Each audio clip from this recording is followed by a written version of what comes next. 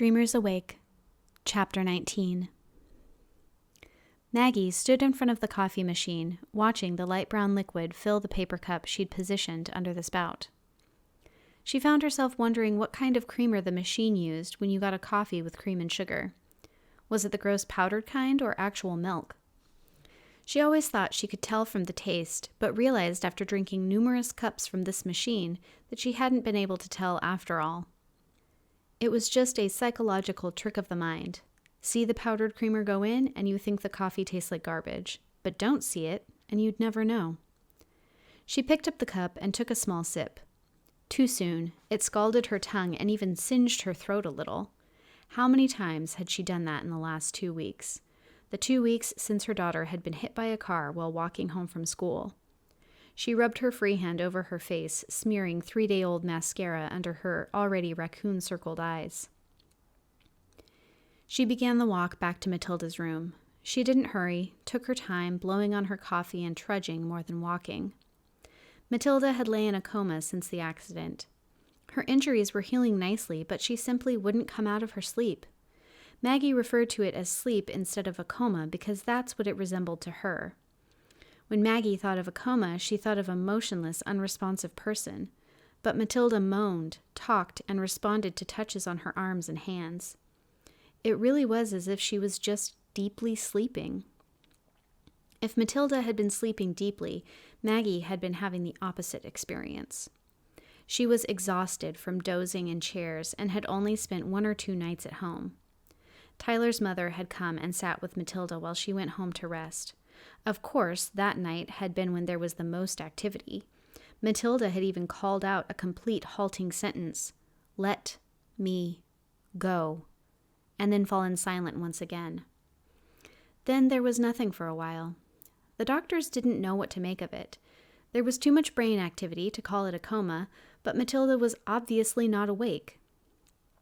Maggie sighed deeply as she entered the dim room again. The curtains were cracked, and a little bit of gray light filtered in. "I guess it's cloudy again." Maggie pushed a button on the side of her mobile phone, and the screen lit up showing 7:45 a.m.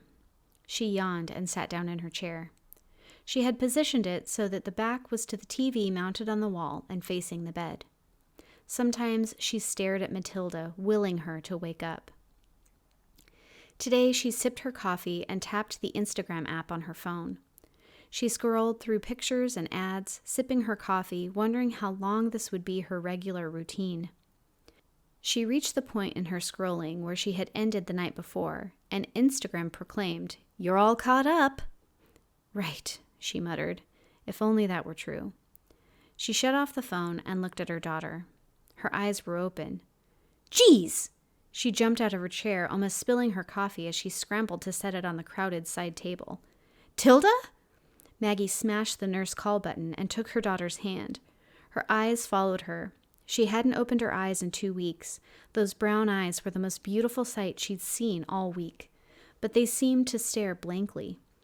"Tilda, honey, are you awake?" Maggie asked, leaning in. Matilda's mouth was moving, her voice barely audible. "What, baby? I can't hear you." "She wanted to be with her father," she whispered. That didn't make any sense, and her eyes were so weirdly blank and unfocused. "I don't understand that, hun. What?" Maggie felt her eyes sting, and she crushed the nurse call button again. Why were they taking so long? "She wanted to be with her father." Her eyes finally focused on Maggie's as she spoke again. She hesitated then. "Mom? What happened?" "Oh, Tilda!" Maggie gathered her daughter into her arms and squeezed. She hoped not too hard. A nurse finally appeared in the doorway, paused, then hustled off to get a doctor. "You're back," Maggie said, smoothing her hair away and planted a kiss on her forehead. "You're really back." "Yes," she said, returning the emphatic embrace. "I am back." All right, everyone, that is the end of Dreamers Awake, my young adult thriller ghost story. I really hope you enjoyed it. If you have any feedback, please feel free to leave it in the comment section below. Please remember to like and share and subscribe if you feel so inclined. The next story I have in mind to share with you all is a story that is already published on Amazon. It's a self-published work called Jude and the Zombies.